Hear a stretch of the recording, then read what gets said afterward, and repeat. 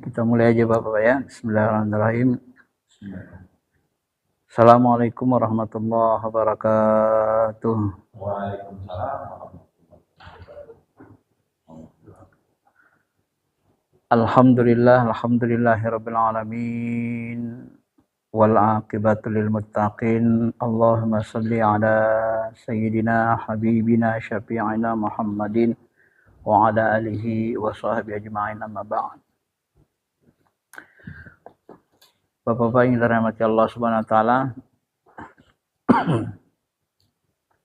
hari ini kita diskusi lagi dan latihan mengulang-ulang kaji dan mengasah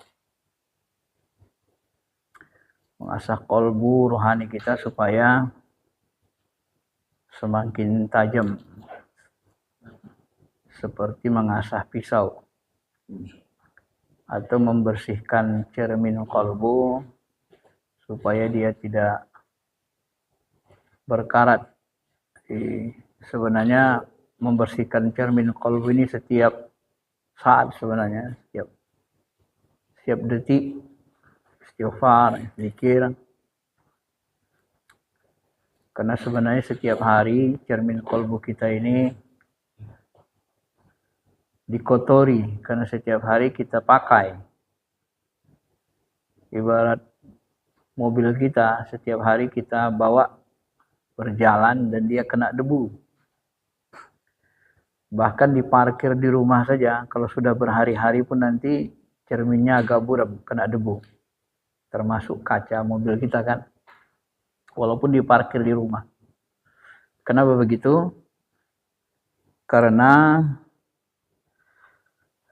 yang mengotori hati itu yang pertama bisa jadi dosa, dan di tingkat orang awam, orang biasa seperti kita, yang mengotori kolbu kita itu termasuk dosa-dosa kecil.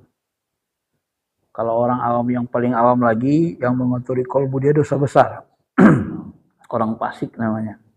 Kalau orang awam biasa, orang beriman, dosa-dosa kecil.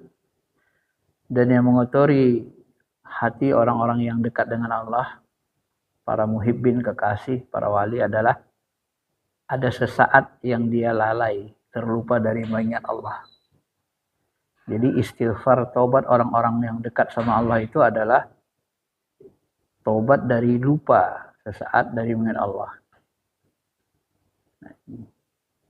Jadi sesaat saja kita, walaupun kita tidak ada aktivitas, misalnya lupa kita sama Allah, nah itu sudah mengotori hati sebenarnya, menggelapkan kolbu. Maka Nabi itu hatinya yazkurullah fi kulli ahyani. Dia senantiasa berzikir, ingat Allah dalam segala aktivitas. Dan Al-Quran menyebut alladzina yadhkuruna Allah qiyaman wa qu'udan wa 'ala junubihim. Hati Nabi itu berzikir dan mengingat Allah baik dalam posisi berdiri, duduk maupun berbaring. Artinya tidak ada saat yang kosong dari zikrullah. Itulah yang disebut dalam fadilah zikir, kullu ma fid dunya mal'unun, seluruh yang di dunia ini terlaknat kecuali zikrullah. Ya, kemudian muta'alim, belajar mengajar, ya. Kemudian segala sesuatu yang lam yalhaqu illa bidzikrillah, sesuatu yang tidak dihubungkan dengan Allah, tidak dihubungkan dengan zikrullah. Maka dari sinilah nanti didefinisikan urusan dunia itu sebenarnya adalah urusan yang dia tidak ada zikrullah di dalamnya. Misalnya kita makan ini bisa urusan dunia, bisa dunia akhirat. Kalau kita makan lupa sama Allah, dia jadi urusan dunia. Nah, dunia itu hakikatnya adalah rendah hina, berasal dari kata dana. Tapi begitu kita ingat Allah, berzikir, kita niatkan makan kita itu, ya Allah jadikanlah makan ini menumbuhkan tulang belulangku supaya bisa mengabdi beribadah. Mohon jadikan aku rajin beribadah disebabkan ini. Maka makan kita itu jadi ibadah. Nah, kalau jadi ibadah dinilai ada nilai akhiratnya. bisa kita bawa ke akhirat, maka dia tidak menjadi urusan dunia. Jadilah dia urusan dunia dan akhirat. Maka dalam Islam itu tidak ada istilah ini urusan dunia, ini urusan akhirat, sekuler, tidak ada sekuler. Sebenarnya begitu. Munculnya urusan dunia, urusan akhirat ini berawal dari pemahaman ulama hadis yang sebenarnya kadang-kadang cenderung keliru sekuler. Maka di dalam fikih itu tidak ada bab urusan dunia, bab urusan akhirat, tidak ada itu. Dalam fikih itu yang ada bab ibadah mahdoh, sholat, wudhu, sholat, puasa, zakat, bab muamalat, bab munakahat, bab muasyarat, tidak ada bab urusan dunia, tidak ada itu. Kenapa? Muamalat itulah sebenarnya menjadi urusan dunia. Kalau kita tidak hubungkan ke Allah. Nah, maka kalau mau ditarik ke sana, ulama fikih ini sebenarnya lebih, ya mungkin lebih mendekati kebenaran, lebih teliti ya. Supaya kita tidak sekuler. Maka tidak ada istilah politik pun bab siasah. Bukan bab urusan dunia, namanya siasah. Nah, disebut siasah. Dan semua itu pakai dalil, dalam arti ada yang dalil umum, ada yang dalil khusus. Ya, ada yang dalilnya berdasarkan ro'yu, kemaslahatan, dan seterusnya. Karena dalil itu sebenarnya bukan Al-Quran dan hadis saja. Nah, dari sinilah nanti dikenallah namanya istilah ibadah mahdoh dan ibadah ghairu mahdoh. Jadi muamalat itu ghairu mahdoh, tapi ibadah juga. Nah, begitulah cara berpikir ulama fikih. Orang yang belajar hadis tak belajar fikih, terjebak dia kadang kepada sekuler. Ya. Ini urusan dunia, ini urusan akhirat, katanya dipisahnya gitu kan. Ini urusan agama, ini urusan dunia. Nah, kalau kita pisah begitu, akhirnya kita terjebak. Kita nganggap ya jual beli itu urusan dunia kan. Akhirnya kita gak ingat Allah. Berdagang kita tidak mengikuti aturan agama karena kita anggap urusan dunia.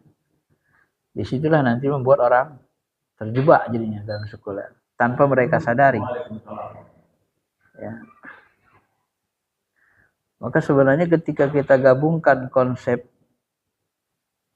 syariah Islam, ilmu hadis dan ilmu tasawuf, maka begitulah jadinya bangunan ajaran Islam itu. Tidak ada urusan dunia semata-mata, tidak ada urusan akhirat semata-mata.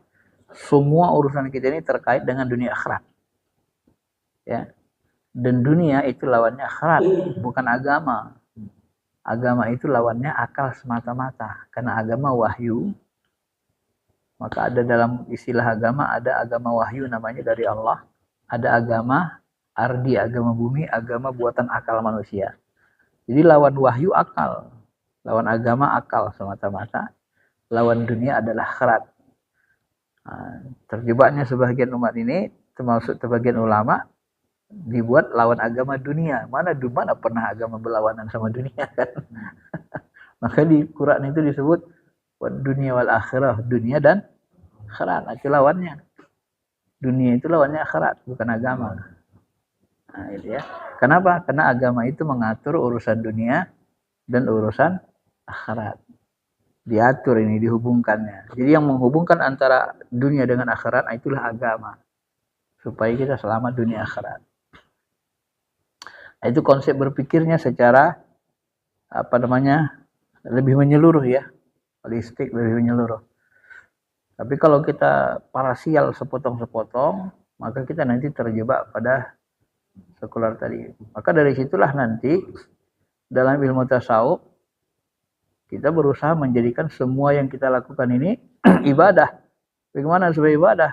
Nah, itu seperti yang dikatakan Habib Rais kemarin, ikuti perintah Allah lewat hatimu. Jadi apa yang diperintahkan oleh kolbu kita, nah itu ikutilah. Dan itu termasuk bahagian dari mengasah kolbu. Suara hati kita itu kalau sering kita ingkari, lama-lama dia hilang, gak mau terdengar lagi oleh kita. Nah, dan suara hati kita yang dihunjamkan Allah ke hati kita itu, petunjuk-petunjuk, itu memang harus diasah juga.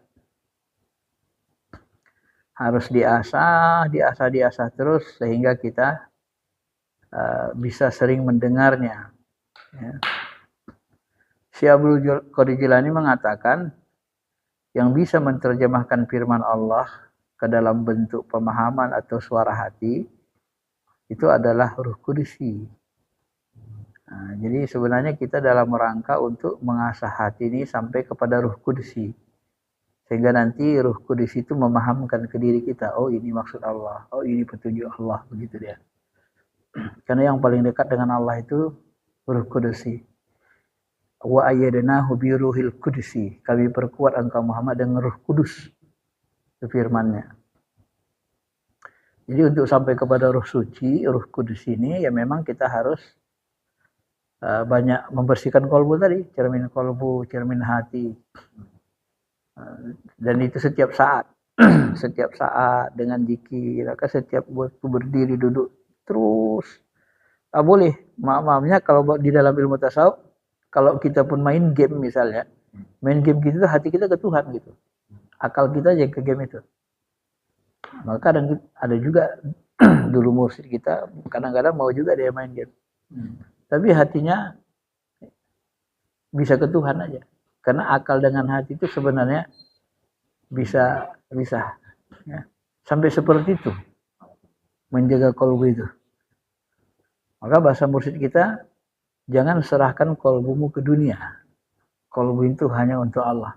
Biarlah akal memikirkan dunia. Itu paling berat.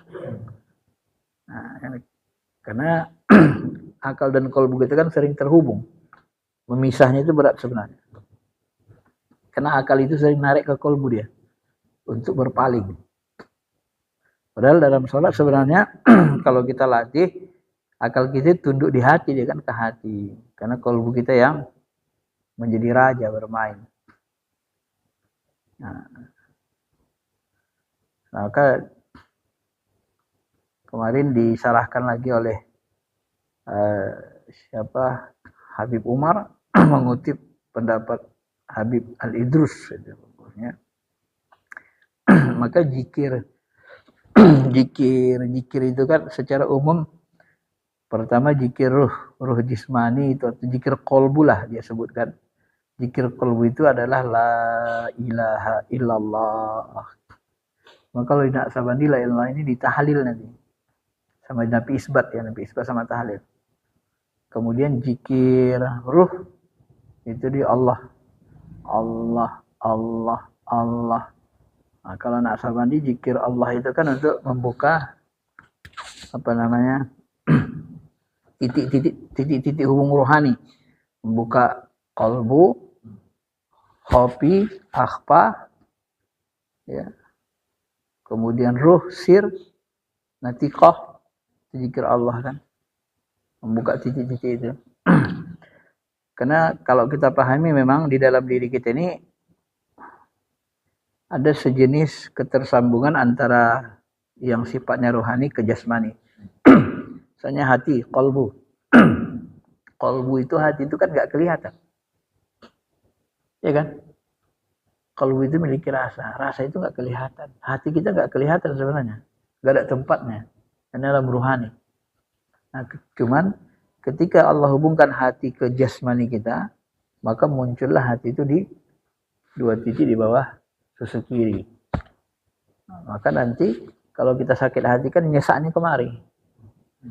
Kadang kalau terlalu dalam masuk ke tengah-tengah dada. Karena ini khofi kan, khofi akhfa. Kalau lebih kencang sakitnya kan kemari dia langsung. Padahal sebenarnya kan hati itu kan kelihatan, tapi begitu sakit hati kok ada sakit kemari kan gitu kan. Apa hubungannya kan?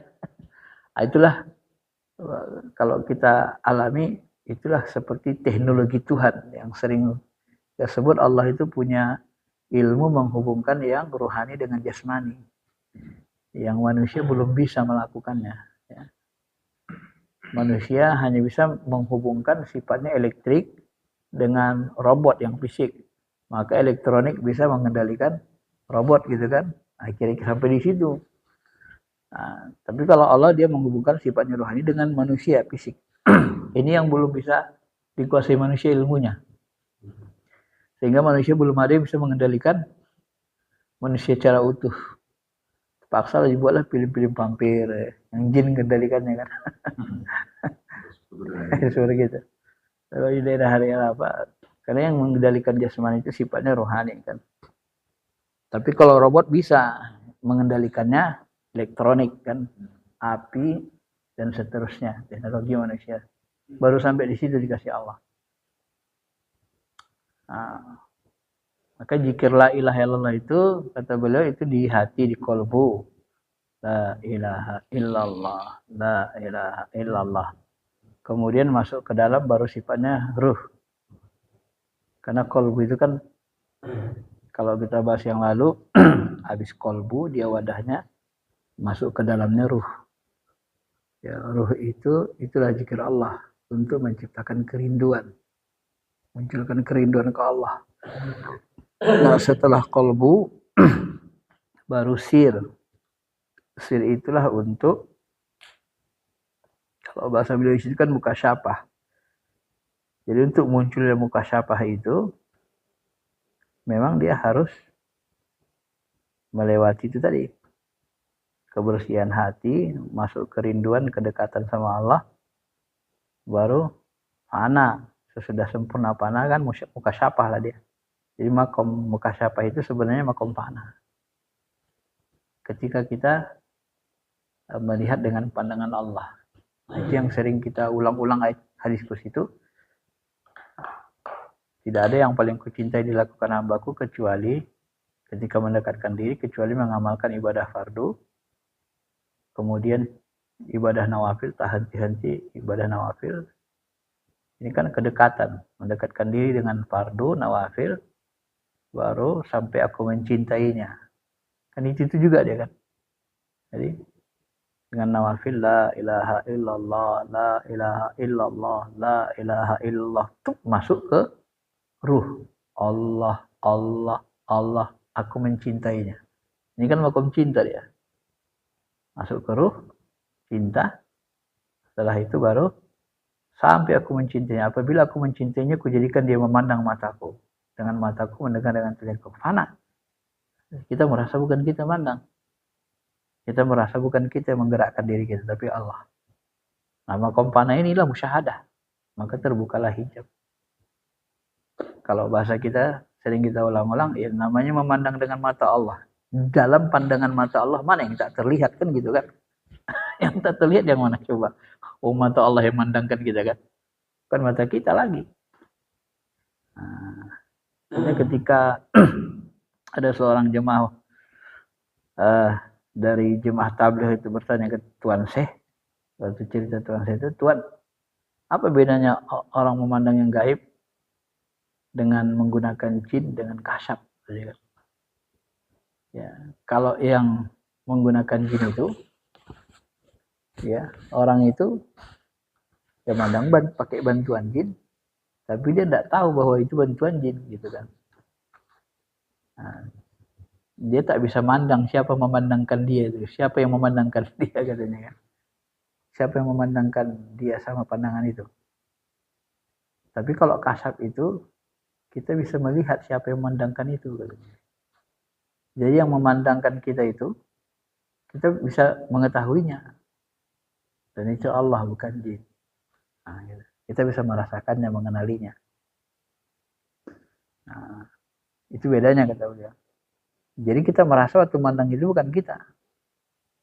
Maka kalau kita perhatikan, kita alami, kapan bisa menang-menang gitu ya memang fana. Fana dulu, sempurna di fananya. Baru bisa mandang dengan mata Allah. Kalau tidak sempurna fananya, tidak bisa. Kalau guru yang bersitang, minimal 5 sifat. Tawakal penuh, pasrah, fana, baru bisa mandang. Pakai rohani. Nah, baru bisa dituntun hatinya mandang ke alam halus. Nah, karena kalau belum fana tidak bisa. Makanya saya juga terus belajar. Dulu pernah juga saya bertanya ke Tuan Syekh, Tuan, kok masih belum bisa mandang? Masih ada dirinya. Jadi belum hilang kedirian kita tadi. Masih muncul diri kita. sehingga dia tidak bisa terpandang. Sama Syekh Najaruddin juga belajar sidul gitu. Tahun 94 di S1. Panah dulu. Gitu panah tak tergeletak. Baru bisa melihat alam. Ya kayak orang tidur mimpi gitulah. Kalau kita tidur kan hilang panah kan. Kalau tidur panah hilang, baru kita bisa melihat alam mimpi kan. Nah, kalau belum panah, mana bisa kita masuk? Masih main mikir kan, akal. Nah, minimal dia antara tidur dan sadar. Kalau masalah ini. Nah, begitulah urutannya ya. Jadi zikirnya la ilaha illallah. Cuman kalau tidak sebandingkan la ilaha illallah dinafi isbat dia kan. Didahului zikir Allah dia. Nah, itulah namanya tarekat, jalan, metode. Ya beda dia. Allah Allah dulu kan. Baru la ilaha illallah nafi isbat. Baru nanti ditahlil la ilaha illallah. Baru terakhirnya kan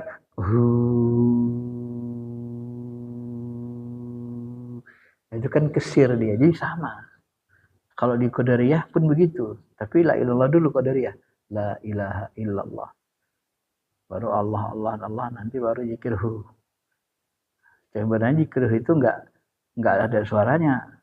Cuman di Qadariyah itu nanti dilafazkan untuk membantu sir tadi supaya hidup dia. Itu caranya. Ya. Baik, sekira itu aja penjelasannya. Tambahan sama kita. Jadi memang kunci dari ilmu tasawuf ini adalah menghidupkan hati sehingga kita bisa berzikir kepada Allah, ingat kepada Allah setiap saat. Karena zikir ini bertingkat. Zikir paling rendah namanya zikir menyebut ini fisik. Allah ilaha illallah, la ilaha illallah. Zikir jasad kan menyebut. Setelah itu masuk zikir rasa, merasa. Kita merasa dipandang, diperhatikan Allah. Kan gitu. Nah, setelah zikir merasa, diperhatikan Allah, naik lagi. Musyahadah, menyaksikan dia. Zikir memandang. Jadi kalau kita kemana-mana mandang, terpandang Allah. Ini yang paling tinggi, ini yang kalau bahasa Tuhan Syekh, ini paling berat. Ya, untuk menjaga zikir memandang ini berat. Kayak Abu Bakar itu kan. Maka sebelum aku melihat sesuatu, aku lihat Allah dulu katanya. Apapun yang dilihatnya dia lihat Allah dulu. Nah kalau sudah sampai ke situ, itu namanya ma'rifat lebih sempurna. Itulah nanti yang maka Nabi Abu Bakar mirip itu. Setiap ada orang yang datang ke mereka, misalnya minta sedekah, minta duit, minta bantuan, itu dikasih. Kenapa? Karena dia mandang itu yang kan orang minta sedekah itu di balik itu ada Allah yang gerakin, yang datangkan ini. Itu yang berat itu. Kalau kita kan kadang masih main akal. Ini sehatnya kawan ini. Apa yang dikasih pula ini kan gitu kan. Padahal yang menggerakkan hati minta ke kita itu sebenarnya Allah di baliknya tuh.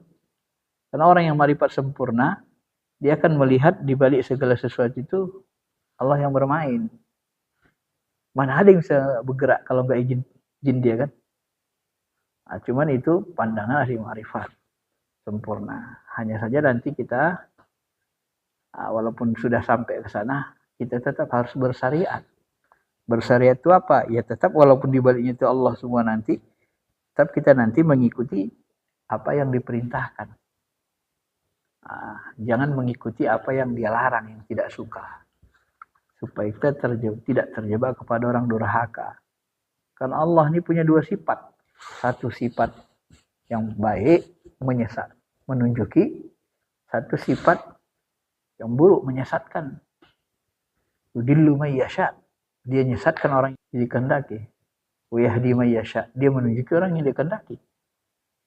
Cuman sebab sesat itu tetap ada sebabnya.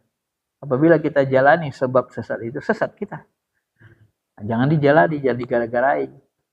Nah, kalau dia hakikatnya, dia memang semua hakikatnya dia.